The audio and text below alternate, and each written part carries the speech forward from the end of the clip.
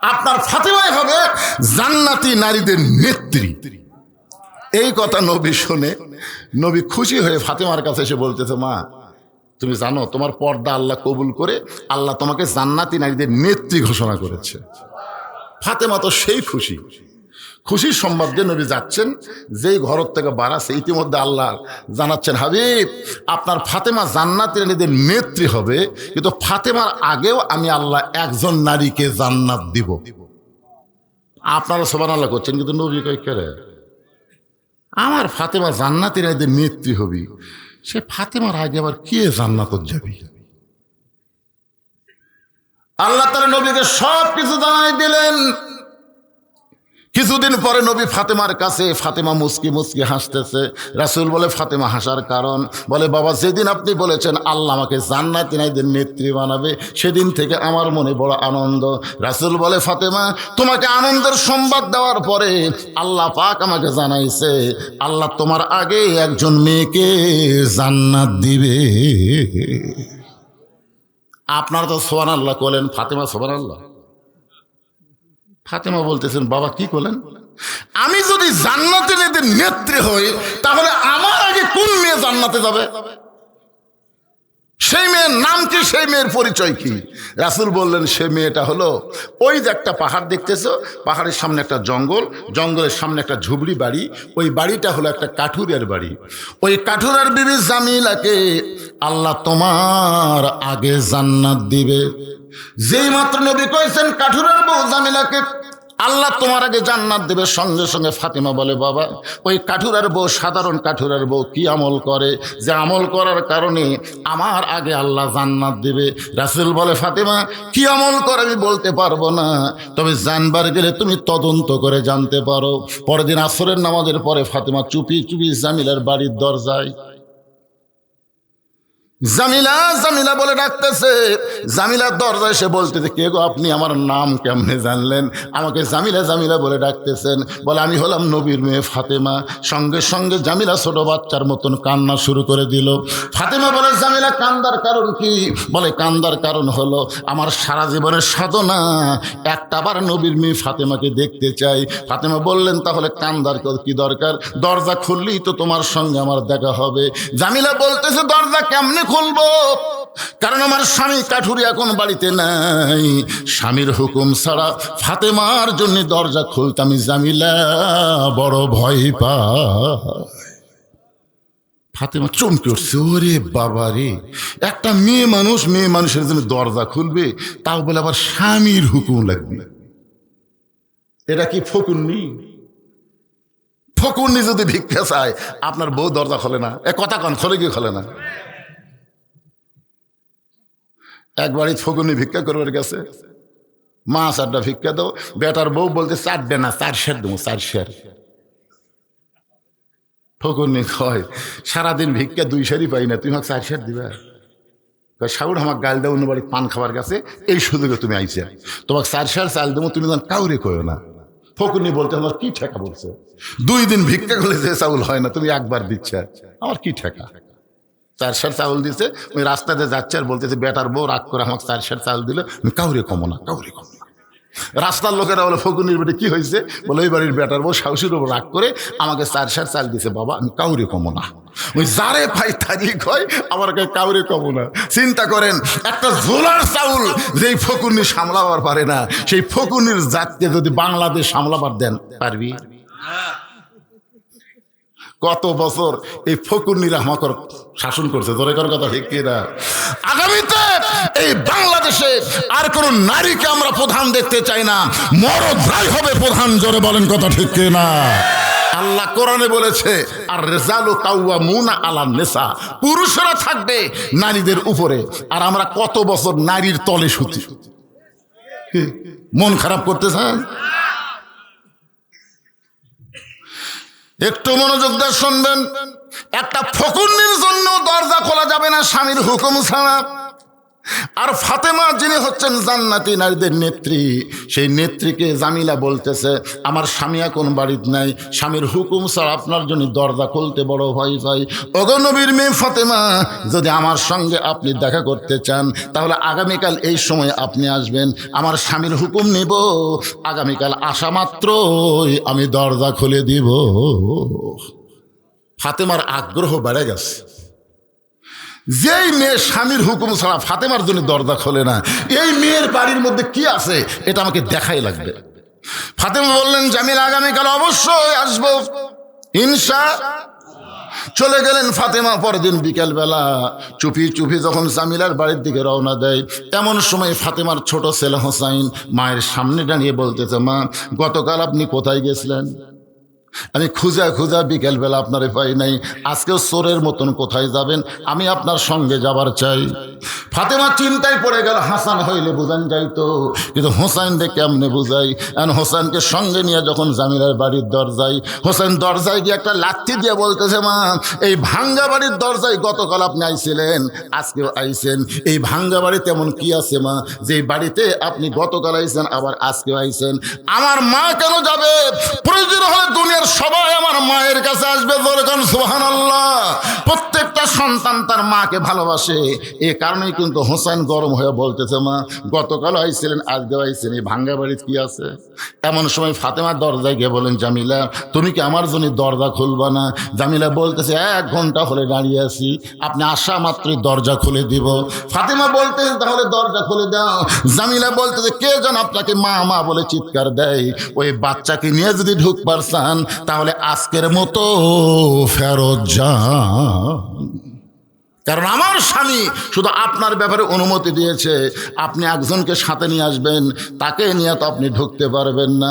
সঙ্গে সঙ্গে হোসেন বলে, মা যে মেয়েটা আমি সঙ্গে থাকার কারণে তোমার জন্য দরজা খোলে না, এই মেয়েটা কখনো ভালো মেয়ে হবার পারে না। এ কথা হোসেন বলার সঙ্গে সঙ্গে ফাতেমা হোসেনকে কোলের মধ্যে নিয়ে বলে, বাবু তুমি যারে খারাপ মেয়ে বলতেছ, তোমার নানা বলেছে ওই মেয়েটা নাকি তোমার মায়ের আগে জান্নাতে যাবে। তুমি বলতেছো খারাপ মেয়ে, কিন্তু নানা কি কয়? সঙ্গে সঙ্গে হোসেন ফাতেমার হাত ধরে বলতেছে, মা তাহলে জাগাত ঘুরে লাভ কি?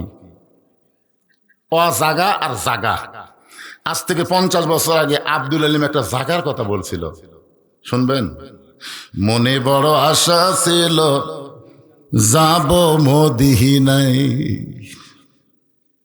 মনে বড় আশা ছিল যাব মদিনায়। এই গানটা প্রথম গাইছে দিনাজপুরে। তো ওই সময় দিনাজপুরের আলেমেরা বলতেছে, আব্দুল আলিম ভাই আপনি মূর্খ মানুষ, তো আপনি ভুল গাইতেছেন। আব্দুল আলিম বলল, তাহলে সত্যটা কি শুদ্ধটা কি? বলতেছে আপনাকে বলা লাগবে, মনে বড় আশা ছিল যাব মক্কা মদিনায়। আপনি মক্কা বাদ দিয়ে শুধু মদিনার কথা বলেন। আব্দুল আলিম বলে, রে দুনিয়ার আলিমেরা শোনো, আল্লাহ কোরআনে বলেছেন, কুল হে রাসূল আপনি বলেন, ইন কুনতুম তুহিব্বুনাল্লাহ ফাত্তাবিউনি ইউহিব্বুকুমুল্লাহ। কেউ যদি মদিনার মানুষটাকে হাত করতে পারে, মদিনার মানুষটার সুন্নাত যদি আমল করে, তাহলে শুধু মক্কা না, মক্কার মালিক পর্যন্ত আল্লাহ তার হয়ে যায়। মনে বড় আশা ছিল আমি যাব মদিনায়। আপনাদের কাছে আমার প্রশ্ন হলো, মক্কা দামি না মদিনা দামি? সবাই চিন্তাত পড়ে গেছে, কোনটা করে? আরে পাগলা, মক্কা দামি হয়েছে কাবা ঘরের জন্য, জোরে কোন কথা ঠিক কিনা? আপনার বলেন তো, নবী যখন হিজরত করে মদিনাত গেছিল, মক্কা বিজয়ের দিনে নবী কাবা ঘর খুলে দেখে 360টা মূর্তি। নবী থাকে যেখানে, আল্লাহ থাকে সেখানে, জোরে কোন কথা ঠিক কথা কন না ভাইজান? নবী আর মক্কাত নাই, কাবা ঘর পর্যন্ত মূর্তি ঢুকেছে। আপনাদের মসজিদের মুয়াজ্জিন যদি না থাকে, মসজিদ ঝাড় দিবি কে? একদিন মুয়াজ্জিন এশার নামাজ পড়ে তালা দেয়নি, বুঝলেন? তালা না দিয়ে বাড়িতে গেছে, ফজরের নামাজ আযান দিবে, এসে থেকে মাইক নেই। মুয়াজ্জিন কয়, কে আল্লাহর ঘর। প্রত্যেকটা লোকেরা বলে, মুয়াজ্জিন তুই চাবি দেশি দেখে অবস্থা। মুয়াজ্জিন ভাই আল্লাহর ঘর, ভাই আল্লাহর ঘর যতই হোক চাবি দেওয়ার দরকার আছে না নাই? তো মুসলমানেরা হচ্ছে আল্লাহর ঘরের চাবি, ধরে কোন সুবহানাল্লাহ। আপনাদের মসজিদের উন্নয়ন করবার গেলে মুসলমানের দরকার আছে না নাই? ধরে কোন আছে না নাই? আপনাদের আক্কেলপুরে এক মসজিদে আমি আসরে নামাজ পড়বার ঢুকা দেখি টাইসের উপরে খালি ধুলে। লোক দেখে কে রে মসজিদ ভাই এত ধুলে কেন? হুজুর আজান দিয়ে আকামত দিয়ে কেউ আসে না, তো অজাতা ঝাড় দিয়ে লাভ কি? আপনি তাকায় দেখেন আমার জায়গা পরিষ্কার। মসজিদ যেখানে নামাজ পড়ে গামছা দুই বাড়ি মারে আল্লাহ আকবার নামাজ পড়ে। আমি বললাম মসজিদ তাহলে ঝাড় দেও না? বলে সেই দিন ঝাড় দেই যেদিন নামাজের দিন। আমি বললাম মসজিদ নামাজের দিন কোন দিন? আমাকে এলাকার লোক শুক্রবার নামাজের দিন কয় হুজুর। আপনাদের মনে আছে আগামী সোমবার চাচা ভাস্তার বাড়ি যাবে, মনে আছে? মারাত্মক ওয়াজ, ফাওয়াইলুল লিল মুসাল্লিন আল্লাযীনা হুম আন সালাতিহিম সাহুন। এখন হোসাইন মায়ের হাত ধরে নানার কাছে নিয়ে আইছে। নবী তখন ঘরের মধ্যে বসা অবস্থায় ছিলেন। ফাতেমা বলতেছেন বাবা আমার কোনো দোষ নাই, আমি 2 দিন গেছি, প্রথম দিন গেছি খোলে নাই, আজকে হোসেন সঙ্গে থাকার কারণে দরজা খোলে নাই, দরকার হলে আরো 10 দিন যাব। কোন আমলের কারণে? কাঠুরের বাবু জামিলা আমার আগে জান্নাতে হবে, এইটা আমাকে জানতে হবে। কিন্তু এই হোসেন আমার সর্বনাশ করছে, এই হোসেন আমার সর্বনাশ করছে। হাত ধরে আপনার কাছে টানে আনছে, বাবা আমার কোনো দোষ নাই। হোসেন মায়ের হাত ছাড়া দিয়ে নানার হাত ধরে বলে নানা ইয়ার কি করো? আমার মাকে তুমি চিনো? আমি কোন মায়ের সন্তান তুমি জানো? সুবহানাল্লাহ বলেন না এখানে? না না, তোমার মা আমিনা জান্নাত পাবে কি পাবে না তার কোনো গ্যারান্টি নাই। আর আমার মা ফাতেমা শুধু জান্নাত পাবে না, জান্নাতে এদের নেত্রী হবে। তুমি সেই মাকে একটা কাঠুরের বউ জামিলার কাছে পাঠাইছো। ও না না, ওই কাঠুরের বউ জামিলা এমন কি আমল করলো যে আমল করার কারণে আমার মায়ের আগে আল্লাহ তাকে জান্নাত দিবে। এটা যতক্ষণ তুমি না বলবা আমি হোসাইন তোমার হাত ছাড়বো। এই বলে নানার হাত এমন ভাবে ধরে বুকের মধ্যে চাপে ধরছে। নবী বলতেছে আলী রে, কে রে আলী? হোসেন যখন নানার হাত চাপে ধরছে বেকাই দায়ী আলী ডাকতেছে। আলী দৌড়ে এসে বলতেছে লব্বাইক ইয়া রাসূলুল্লাহ, আমার ডাকেন কেন? বলে তোর বেটা দেখতো কি হারে হাত ধরছে। এ হোসেন হাত ছাড়ে দে। হোসেন বলতেছে আব্বা আপনি জানেন নানা কি করছে? সাধারণ একটা কাঠুরের বউ জামিলার বাড়ির দরজা আমার মাওক পাঠাচ্ছে। কোন আমলের কারণে কাঠুরের বউ জামিলা জান্নাতে যাবে এটা আমার নানা জানে না? আলী বলতেছে আরো জোরে ধর। নবী বলে কে রে? আমি তো ডাকলাম হাত খসানোর জন্য, আপনি জোরে ধরবার বলিস কেন?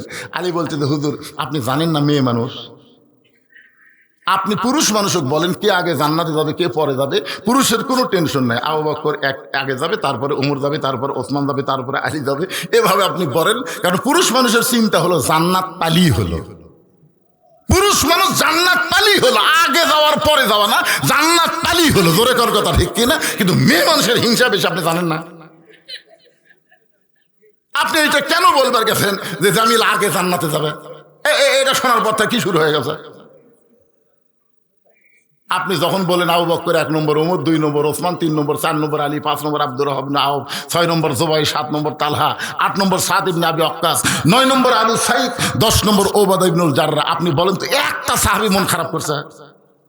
1 নম্বর 2 নম্বর কি পালি হলো? সুবহানাল্লাহ। কিন্তু দেখেন কি অবস্থা হচ্ছে। আল্লাহ রাসূল বলে আলী একদিন তোমাকে নিষেধ করেছিলাম কিন্তু আজকে বলার জন্য অনুমতি দিলাম। আনা মাদিনাতুল ইলমে পালি ও বাবুহা। রাসূল হচ্ছে ইলমের শহর, আলী হচ্ছে তার দরওয়াজা। জোরে খান সুবহানাল্লাহ। রাসূল বলে আলী একদিন তোমাকে নিষেধ করেছিলাম, আজকে তোমার বলার জন্য হুকুম দিলাম। আলী বলতেছে হোসাইন তোমার নানার হাত ছেড়ে দাও। কোন আমলের কারণে কাঠুরের বউ জামিলা তোমার মায়ের আগে জান্নাতে যাবে এটা আমি জানি, এখন আমি বলতেছি আলহামদুলিল্লাহ। ফাতেমা দৌড়ে গিয়ে বলতেছে আমার আগে জামিলা জান্নাতে যাবে এটা আপনি জানেন? তো জানেন তো বলেননি কেন? তোমরা বাপই নিষেধ করছে, আমি সংসারে গন্ডগোল করবো। কিন্তু আজকে যখন বলার হুকুম দিছে তাহলে শোনো। হযরত আলী বলে ফাতেমা তোমার কি মনে আছে একদিন দুপুর বেলায় তুমি আমার সামনে এসে কান্না শুরু করে দিলে? আমি আলী বললাম ফাতেমা কি জন্য কান্দ? তুমি তখন বললে হাসান হোসেন না খায় ঘুমায় গেছে, ঘুম থেকে চেতন পালি খাবার বায়না ধরবে। তখন স্বামী গোটা বাড়ি খুঁজে দেখি খাওয়ার কিছুই নাই, আপনার পকেট হাতায় দেখলাম একটাও টাকা নাই। এখন আপনি কি করবেন? আপনি বাবা কষ্ট নাই, কিন্তু মায়ের বড় কষ্ট। আমার হাসান হোসেন চেতন পায় তখন বায়না ধরবে, তখন কি সামনে দিব? এই কারণে একটা ওন্না আমার ছিল, এই ওন্নাটা আপনার হাতে দিয়ে দিলাম। এই ওন্না বিক্রি করে যেই টাকা হবে সেই টাকা দিয়ে হাসান হোসেন জন্য খাবার নিয়ে আসবেন। আলী বলেন ফাতেমা তোমার ওন্নাটা আমার পকেটের মধ্যে ঢুকাইলাম, জামার পকেটের মধ্যে ঢুকায় বাজারের মধ্যে ঘুরতেছিলাম, কিন্তু আমার মন বলতেছে আলী ওন্না বিক্রি করবার যদি চাও, আর খরিদ্দার যদি জিজ্ঞাসা করে আলী এই ওন্নাটা কার, আর তুমি যদি বলো আমার বউ ফাতেমার, তাহলে খরিদ্দার মনে মনে চিন্তা করবে যে এই স্বামী বইয়ের জিনিস বেচা খায়, এই স্বামী হলো দুর্বল স্বামী। আপনার বলেন তো যেই স্বামী বইয়ের জিনিস বেচা খায় এই সবল না দুর্বল? ভাত খাওয়ার সময় স্বামী খালি বলতেছে হতে হতে হলো না, হতে হতে। বউ কয় কি হয়েছে গো? বলে আমার জমির ধারে এক জমি বার আছে গো, ৮০,০০০ টাকা দাম নিবি, আমার ৬০,০০০ টাকা আছে, খালি ২০,০০০ টাকার জন্য জমি হাতছাড়া হয়ে যাচ্ছে। বউ বলতেছে ইন্নাল্লাহ মা সাবিরিন, ধৈর্য ধরেন, এ বছর হয় না আগামী বছর হবে। স্বামী কয় তোর বাপের জমি, যে আমার জন্য ১ বছর থুবি। বউকে আমার উপর রাগ করেন কে? বলে রাগ করি না তো, যে মালা গলার দিয়ে আমাকে ভাত খিলাচ্ছিস এই মালা সোনার রে পাগলি, কিন্তু সোনা হলে কি হবে সাইজ আছে? বিয়ার সময় তোর বাপ এই মালা দিছে, মালার কোনো ঢপ নেই, খালি সোনার মালা, এই নাম আছে কিন্তু ঢপ নেই। ওই মালাটা খালি আমাকে খুলে দে। মুসলমানের বাচ্চা ভাত শুয়ে ওয়াদা করতেছি আগামী বছর ১ ভরি সোনা আজকে বেচবো, আগামী বছর তো ২ ভরি সোনার সাইজ মতো একটা মালা বেনা দেবে না। এখন স্বামীর কথা বিশ্বাস করে মালা খুলে দিছে, স্বামী মালা বেচে জমি দিছে। ১ বছর পার হয় স্বামী কিছুই কয় না। এবার বউ বলতেছে কে গো গত বছর মালা দিলাম, সেই মালা বিক্রি করে জমি নিলেন, ১ বছর হয়ে গেল ২ ভরি লাগবে, আমার যা ছিল তাই দেন। স্বামী বলতেছে তুই বজলুশিদ ওয়াজ করিস নি? বউ কয় বজলুশিদ আবার কি ওয়াজ করলো? বজলুশিদ ওয়াজ করছে মেয়েরা কেবলমাত্র এক ব্যক্তির জন্য সাজতে পারবে, সেই ব্যক্তি হলো স্বামী, স্বামী ছাড়া কারোর জন্য মালা গলার দেওয়া যায় দিলেন। এখন তুই বল মালা গলার দিবি কার জন্য? আমার জন্য দিবি। তা আমার যদি মালা ছাড়াই ভালো লাগে তো মালার কি দরকার আছে রে? প্রেম হচ্ছে কলিয়েছেন সাই। বউ কয় আল্লাহ রে, এই তো সবচেয়ে বড় সিটার রে। দেখছেন কি হাসি মারতেছে? এইরকম কিছু স্বামী আছে না নাই, বইয়ের জিনিস বেচা খায়। হযরত আলী বলেন ফাতেমা তোমার ওন্নাটা পকেটের মধ্যে নেমে ঘুরতেছিলাম, পকেটের মধ্যে নিয়ে যখন ঘুরতেছি বের করে বিক্রি করার সাহস পাচ্ছি না।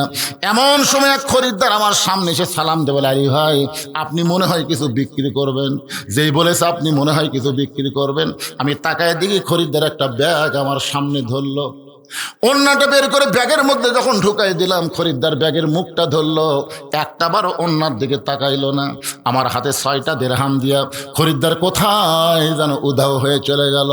ও ফাতেমা এই ৬টা দিরহাম নিয়ে আমি বাজারে গেলাম, খাবার দোকানদারকে বললাম ভাইজান তাড়াতাড়ি ৬টা দিরহামের যে খাবার হবে এই খাবারটা আমাকে টোপলা করে দাও। আমার হাসান হোসেন না খাইয়া ঘুম পাড়তেছে, ঘুম থেকে চেতন পাইলেই খাবার চাবে।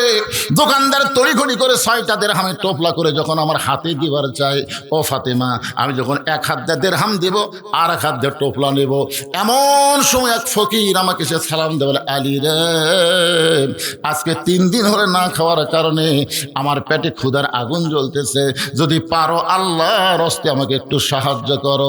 আলী বলতেছেন ফাতেমা এই ফকির উপর এত রাগ হয়ে গেল, আমি মনে মনে চিন্তা করলাম ৬টা দিরহাম দিয়ে আমার ছেলের জন্য খাবার নিচ্ছি, আর তুই ফকির কোত্থেকে আসলি? এমন সময় আল্লাহর কোরআন আমার সামনে এসে বলতেছে আম্মা সাইলা ফালা তানহার, আলী রে সাইলকারীর সঙ্গে খারাপ ব্যবহার করিস না। আমি মনে মনে সিদ্ধান্ত নিলাম ১টা দিরহাম ফকিরকে দিব আর ৫টা দিরহাম নিয়ে খাবার নিয়ে আসবো, এই মনে করে ফকিরকে যদি ১টা দিরহাম দিবার চাই। এমন সময় কোরআন বলতেছে ওমা তুনফিকু মিন শাইইন ফি সাবিলিল্লাহি ওয়াফা ইলাইকুম ওয়া আনতুম লা তুযলামুন। আলী ফকিরকে যদি ১টা দিরহাম দাও তাহলে তাহলে আল্লাহ তোমাকে 10টা দিরহাম দিবে। ফকিরকে যদি 2টা দিরহাম দাও আল্লাহ তোমাকে 20টা দিরহাম দিবে। যদি 6টা দিরহাম ফকিরকে দাও আল্লাহ তোমাকে 60 দিরহাম দিয়ে দিবে। আলী বলে ফাতেমা ওই কোরআনের আয়াতকে বিশ্বাস করে আমি 6টা দিরহাম যখন ফকিরকে দিয়ে দিলাম, ফকির মুস্কি হাসি দিয়ে কোথায় যেন উদয় হয়ে গেল। দোকানদার বলতেছে আলী ভাই তাহলে টোপলার খবর কি? আলী বলতেছেন টোপলা দিয়ে হবে না, তুই 2 বস্তা খাবার প্যাকেট কর। ও ফাতেমা, দোকানদারকে 2 বস্তা খাবার প্যাকেট করে আমি বাজারের মধ্যে ঘুরতেছিলাম, হঠাৎ দেখি এক ব্যক্তি উঁট নিয়ে রাস্তা দিয়ে আসতেছে। আমারে সালাম দে বলে আলী ভাই এই উঁটটা কি আপনি কিনবেন নাকি? আমি বললাম 1টা টাকাও আমার পকেটে নাই, উঁটটা কেমনে কিনবো? উঁটওয়ালা বলতেছে 100 দিরহাম বাকিতে উঁটটা কিনবেন, বিক্রি করে আপনি টাকা দিবেন, এটাও কি আপনি পারবেন না? আলী বলে ফাতেমা রে, এমন সুযোগ আমি জীবনে কোনোদিন পাই নাই। 100 দিরহাম বাকিতে উটটা কিনে নিলাম। উট নিয়ে যেই মাত্র উটের বাজারে গেলাম, এমন সময় চারিদিক থেকে খরিদ্দার এসে আমাকে হামলে পড়ে বলল আলী ভাই এই ব্যবসা আবার কবে থেকে আপনি শুরু করছেন?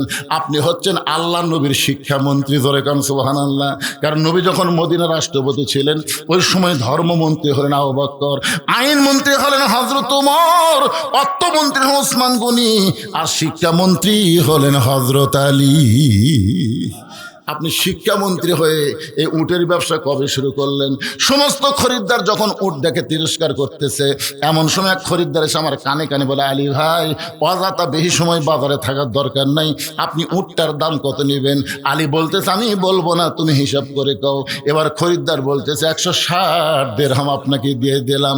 আলী বলে ফাতেমা রে, 160 দিরহামে উটটা বিক্রি করে উটওয়ালাকে 100 দিরহাম দিয়া বাকি 60টা দিরহাম নিয়ে দোকানে আসলাম। এসে বললাম দোকানদার খবর কি? বলে 2 বস্তা খাবার প্যাকেট করেছি, দাম কত নিবা? বলে 60টা দিরহাম দিলেই চলবে।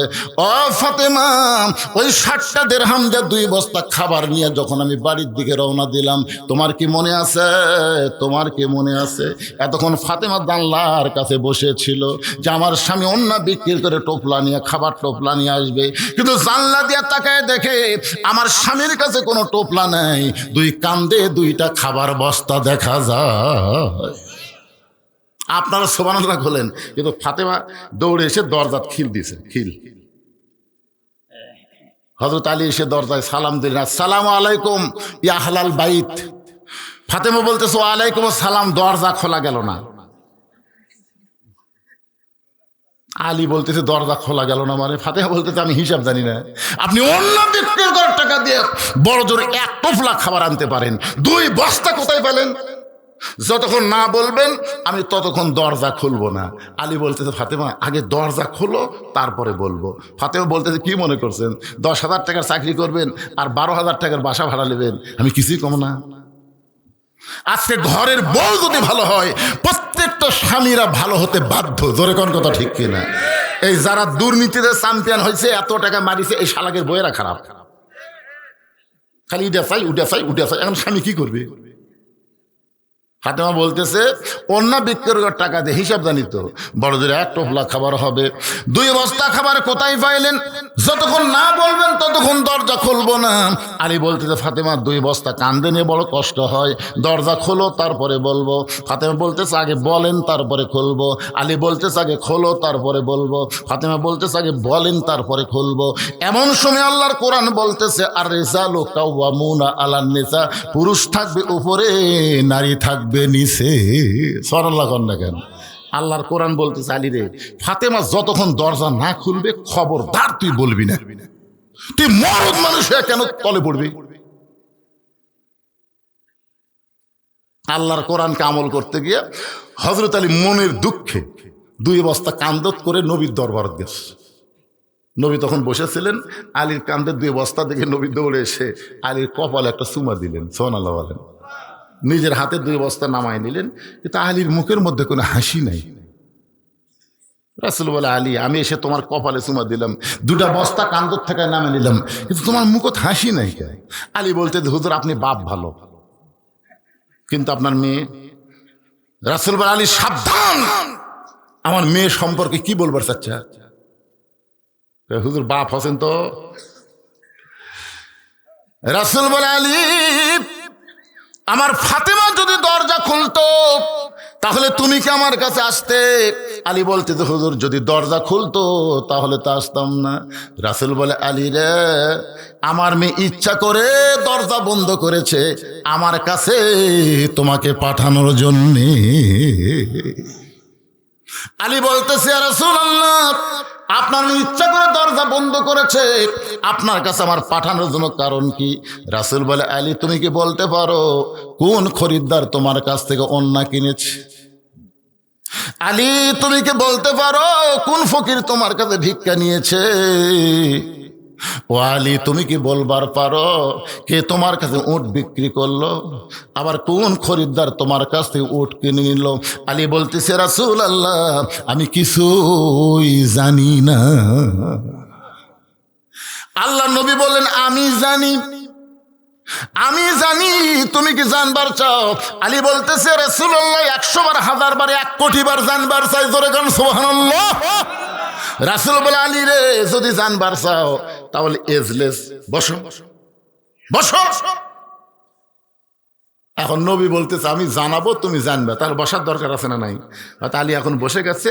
আল্লাহ রাসূল বলবেন কোন খরিদ্দার অন্না কিনেছে, কোন ফকির ভিক্ষা নিয়েছে, কোন উটওয়ালা উট বিক্রি করলো, কে আবার খরিদ্দার হয়ে উট কিনলো। আপনার বলেন তো জানার দরকার আছে না নাই? হযরত আলী জানার জন্য বসে গেছে। এখন আপনারা কি জানবেন? আলী জানবে আর আপনারা জানবেন না। কারা কারা শুনবেন আল্লাহকে একটু হাত দেখান তো দেখি। যারা শুনবেন হাত নামান। ওই ওই ওর যাচ্ছে আর হাত তুলছে, তার মানে কি যাওয়ার সময় হাত তুলছে, তার মানে বোঝা যাচ্ছে উনিও শুনবে কোন একটা গুরুত্বপূর্ণ জরুরত। শোনেন ভাই আমি একটা কথা বলি, এখন থেকে আজকের দিন যা করেন করেন, অসুবিধা নাই। কারণ আমি এখানে আসার সময় শুনেছি মামুনুর রশিদ আমাকে বলছে গত বছর আমার জামাই আসছিল এখানে, 50-55 জন লোক হয়েছিল। তখন থেকে আমার মন ভাঙ্গে গেছে, তখন থেকে গুরুম্বাদ লোক হয় না। কিন্তু টেজে আসার পরে মোটামুটি দেখতে 50-55 না 500-1000 হয়ে গেছে। জোরে কোন কথা ঠিক কিনা? আলহামদুলিল্লাহ বলেন, আলহামদুলিল্লাহ বলেন। কিন্তু আমি ওয়াজ যখন মামুনুর রশিদ করতেছিল তখন আমি ঘরের মধ্যে শুনলাম এই কি পাড়া এটা গুরুম বা পূর্ব পাড়ার কারা কারা আছেন হাত তোলেন। তখন আপনারা নাকি 4 জন হাত তুলছিলেন। আমি শুনলাম মাইকে যাতাই মাত্র এই যারা মাহফিল করতেছেন আপনারা 4 জন লোকে বলছেন। আচ্ছা ওইটা না হয় হলো। আমি এখন ঘড়ির দিকে তাকে দেখি রাত কত বাজতেছে 11:30। এই রাত 11:30টার সময় এই গুরুম বা পুরো পাড়ার কারা কারা আছেন একটু হাত তোলেন তো দেখি। যারা যারা আছেন বাড়িছে বারে বাড়িছে রে নাই এরা হাঁটে রেখে রে। আশ্চর্য কথা রে ভাই, এখনো হাঁটতেছে। কয়জন? 7-8 জন। আচ্ছা আপনার বাহিরের কারা কারা তারা একটু হাত তোলেন তো দেখি। গত বছর বাড়ার লোক আসেনি, যার কারণে 50-55 আছে। কিন্তু এই বছর গ্রামের লোকে নাই, বাহিরের লোক আসে বসে গেছে। আমি আমার জীবনে কোনোদিন কোনো গ্রামে দেখিনি যে গ্রামের মাহফিল করে এই গ্রামে এত লোক কম হয়। আজকেই প্রথম দেখলাম।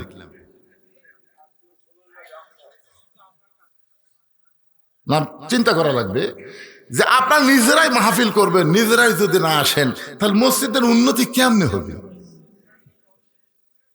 কথা বলেন, মসজিদের উন্নয়ন করবে মাহফিল করতেছেন, উন্নয়নটা হবে কেমনে? বাইরের লোক আপনাকে কার্পেট কেনার শর্ট কেনার পয়সা দেবার পারে, কিন্তু মসজিদ নির্মাণের পয়সা তো বেড়ার লোকেরা দিবে না। জোরে করে কথা ঠিক কথা বলেন না কেন ভাইজান? আপনার খুব বেশি হলে 10, 20, 50, 100 টাকা করে দিবেন, ওটা দিয়ে মসজিদের শর্ট কেনা হবে। এখন ঠান্ডার দিন কার্পেট লাগবে, শর্ট লাগবে। শর্ট কেনার জন্য মাহফিল করতেছেন, শর্ট কেনার জন্য।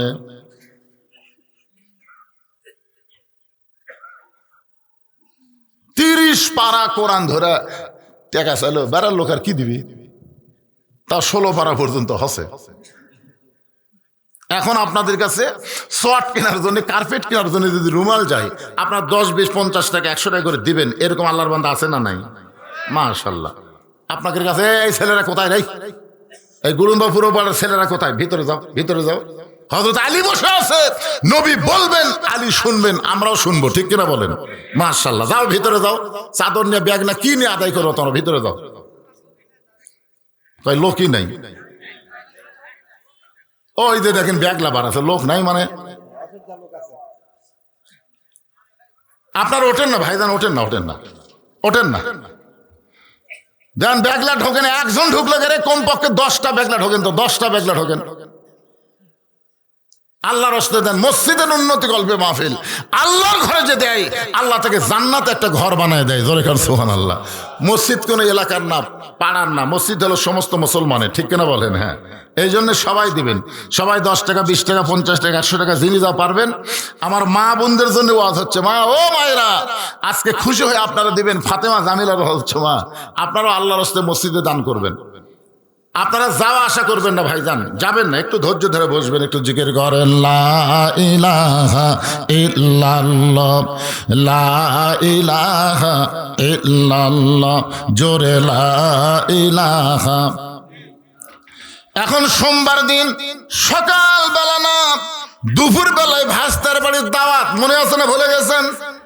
সোমবার দিন চাচা সাইজ মতো কাপড় পরে ভাস্তার বাড়ির দিকে রওনা দিছে। রাস্তার মধ্যে অনেক মুরব্বী দেখা হয়, বলে কিরে ভাই এত সুন্দর কাপড় পরে কোথায় যান?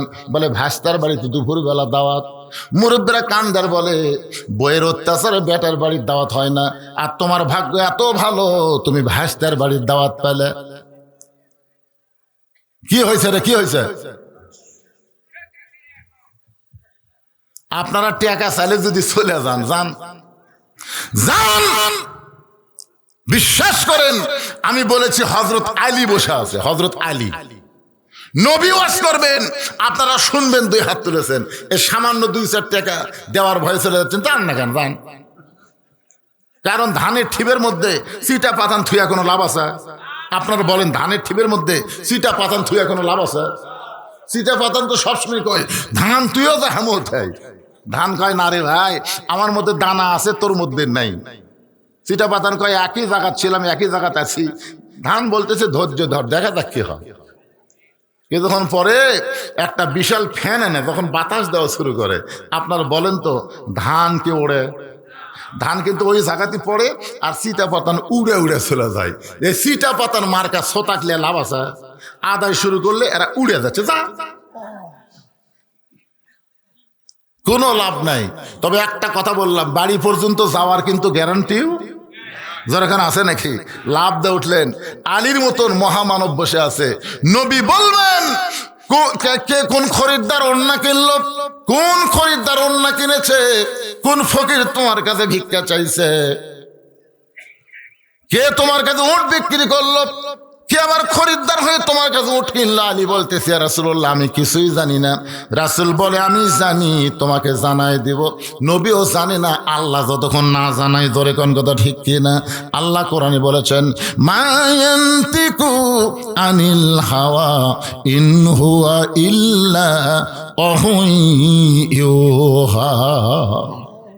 আচ্ছা, আপনাকে এই এই এই পূর্ব পাড়ার মসজিদের কমিটি নাই? এই গুরুম্বা পূর্বপাড়া জামি মসজিদের সভাপতিকে? হ্যাঁ, সভাপতি নেই। একটা মসজিদের মাহফিল হচ্ছে, সভাপতি বাড়িতে আছে।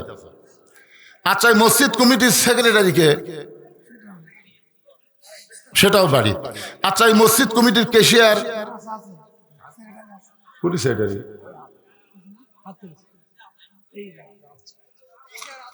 আসেন তো, আসেন আসেন, সেক্রেটারি সাহেব, কেশিয়ার সাহেব আসেন তো। সেক্রেটারি সাহেবের আগমন,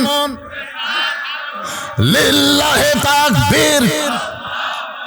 আরে সভাপতি না থাক, সেক্রেটারি তো আছে, আলহামদুলিল্লাহ।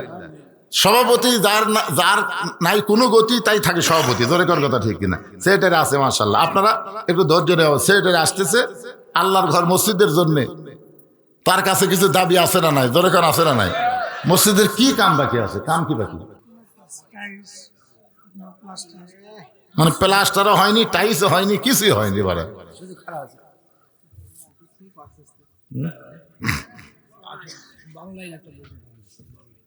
হ্যাঁ, 12 লাইন 12 কাতার, বিশাল মসজিদ রে বাবা, একে দোতলার কোনো দরকার নেই, একতলাতে কাম হবে। সেটি সব কিছু একটু বলেন তো। তাও শুক্রবার ভরে যায়, চাষা যাচ্ছে কল ভাইস্তের বাড়ি দেরি করেন। এই গ্রামের লোকেরা, মসজিদ যদি গ্রামের লোকেরা বেশি বেশি দান না করে, এ বাহিরে যারা আছে, বাইরে আছে না, এই গ্রামে প্রবাসী আছে না নাই, দরকার আছে না নাই, তো প্রবাসীদের কাছে আপনার মসজিদের ব্যাপারে চাবেন। প্রবাসীর দান বিশাল গুরুত্বপূর্ণ একটা দান হয়। সেই সাহেব কি দিল কোন, আপনি কোন খুশি মনে কোন কি দিবেন? 3,500 দিয়েছেন, এটা কিভাবে দিলেন? 3,500 দিতে,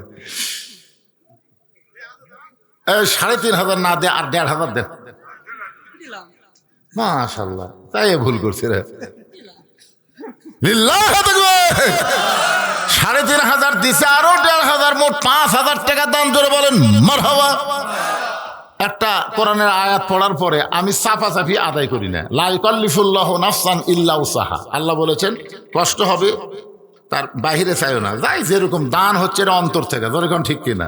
তাই গ্রামের লোকের কাছে আমার আবদার থাকলো, আপনারা মাহফিলে না আসলেন অসুবিধা নাই, কিন্তু মসজিদের কাজের ব্যাপারে সবার হাত থাকার দরকার আছে না নাই? আল্লাহ সবাইকে বেশি বেশি দান করার তৌফিক দান করুক, সকলে বলে আল্লাহুম্মা আমিন। এখন আসেন, যেই কথা বলতেছে একটু খেয়াল করেন। চাচা রাস্তার মধ্যে যত মুরব্বীর দেখা, প্রত্যেকটা মুরব্বী বলতে যে সাজা গুজা কোথায় যাও? আসলে বলেন তো, ভাস্তার বাড়ির চাচা যদি দাওয়াত পায়, চাচার একটা মশান আছে না নাই? বলতে যে ভাস্তার বাড়িতে আজকে দুপুরবেলা আমার দাওয়াত। তখন মুরব্বীরা কান্দার কয়, বইয়ের অত্যাচারে বেটার বাড়িতে খাওয়া হয় না রে, আর তোর ভাগ্য এত ভালো, ভাস্তা তোকে দাওয়াত দিল। তখন বউ থাবায়ের কয়, আমি সেই চাচা রে, আমি সেই চাচা।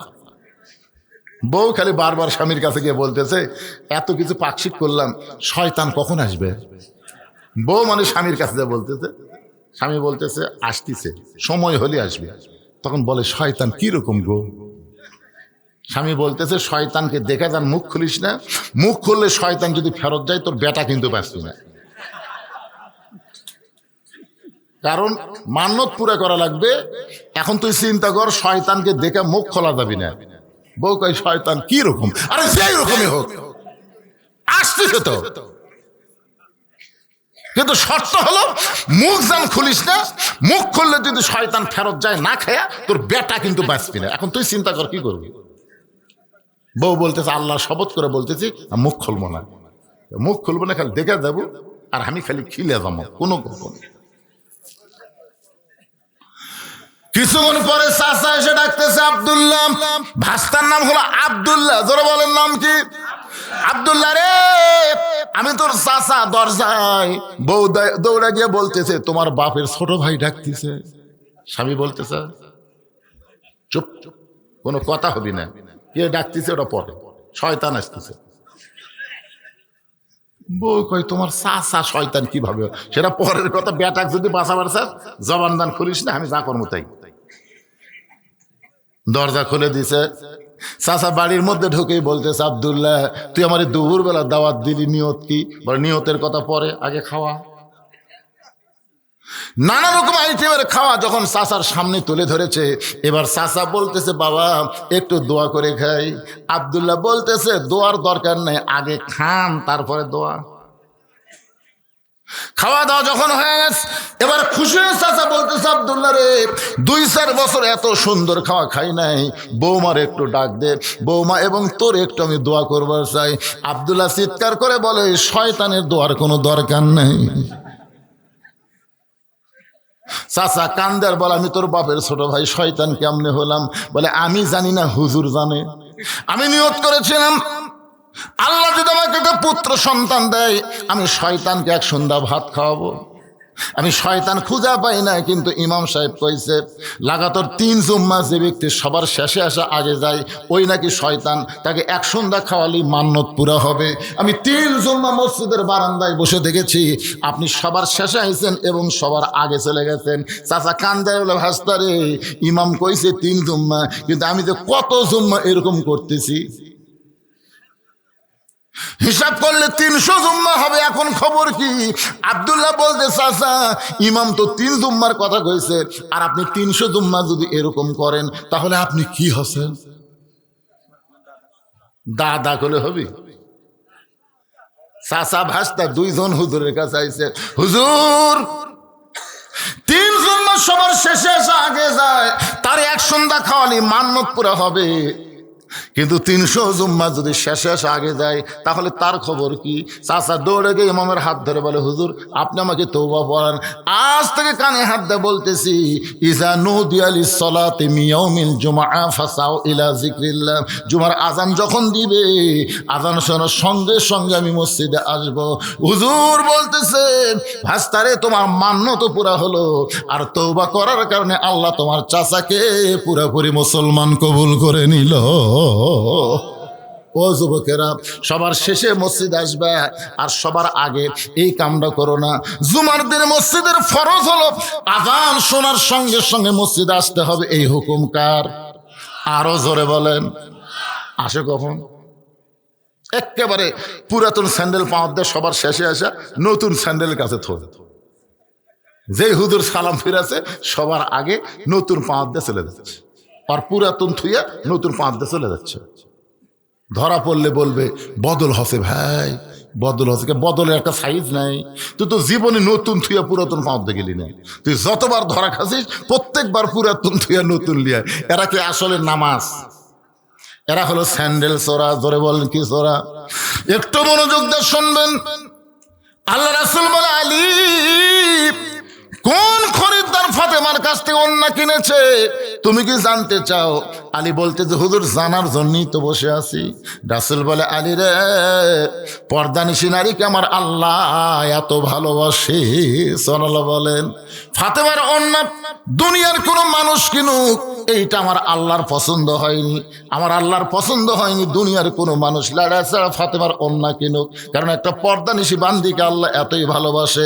আমার মায়েরা যারা পর্দার অন্তরের একটু মনোযোগ দিয়ে শোনেন, আল্লাহ তাআলা একজন জান্নাতের ফেরেশতাকে মানুষ বানায়া, ওই ফেরেশতাকে খরিদ্দার বানায়া 6টা দিরহাম দিয়া তোমার কাছ থেকে ফাতেমার ওন্না কিনে আল্লাহ তাআলা ওন্নাটা জান্নাতের মধ্যে যত্ন করে রেখে দিয়েছে।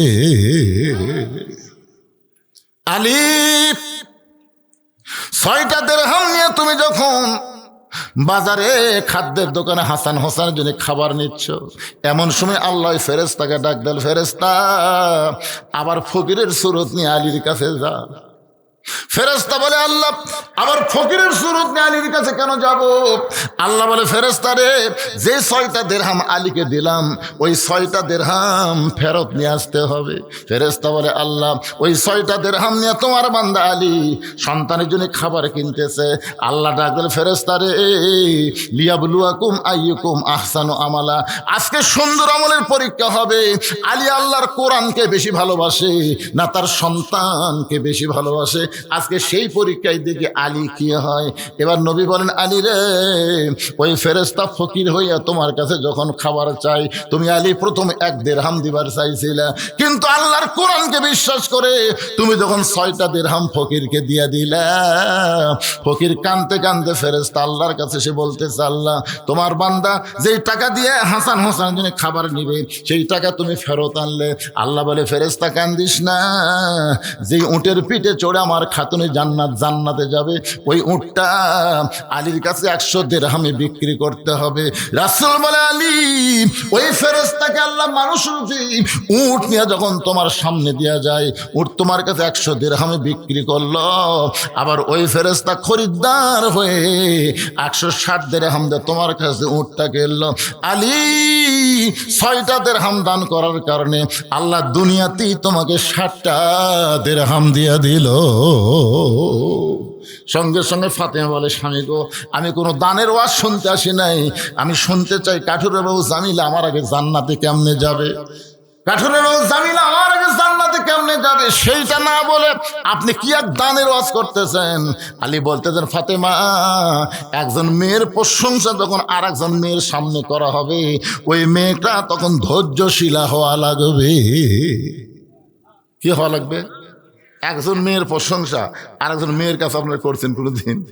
আমি ভুলেও আমার বইয়ের কাছে করিনি, কিন্তু একদিন ভুল কর্মে হুরের কথা বলবার চাইছিলাম, হুর। আল্লাহ যদি আমাকে জান্নাত দেয়, জান্নাতে হুর দিবি। হুরের চোখের সাইজ এরকম, মুখের সাইজ এরকম শুনতি, আর বউ দিকে বগলের মধ্যে বালুস নেবার হয়ে যাচ্ছে। এখন কোথায় যাও? হুরলে থাকেন, আমার কি দরকার। সেদিন থেকে বুঝলাম যে বইয়ের কাছে হুরের গল্প করার সুযোগ নেই, কারণ মেয়েদের হিংসা কম না বেশি।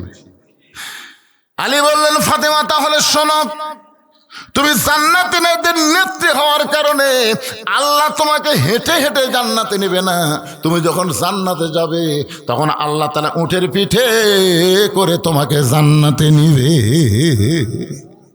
ও ফাতেমা, তুমি যখন উটের পিঠে চলে জান্নাতে যাবে, কিছুদের উটটা যাওয়ার পরে উটটা আপন ইচ্ছায় যাওয়া বন্ধ করে দিবে।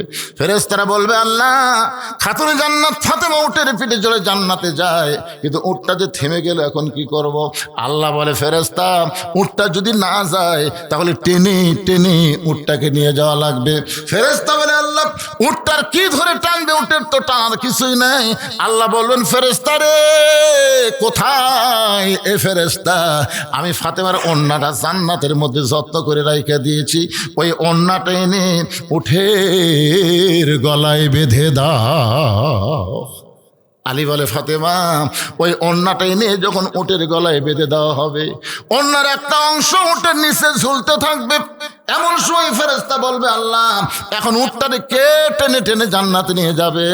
আল্লাহ তখন বলবে, জামিলা রে, রে কাঠুরের বউ জামিলা, তোমার স্বামী সব সময় আমার কাছে দোয়া করতো, আল্লাহ, আমার যে বউটা ফাতেমার জন্য আমার হুকুম ছাড়া দরজা খোলে না, আমি কাঠুরিয়া দুনিয়ার জীবনে আমার বউকে তেমন কিছু দিবার পারি নাই, কিন্তু আমার বউয়ের প্রতি এত খুশি হয়েছে, আল্লাহ, আমি একজন গরিব কাঠুরিয়া দোয়া করি, আমার জামিলাকে তুমি সবার আগে জান্নাত দিও।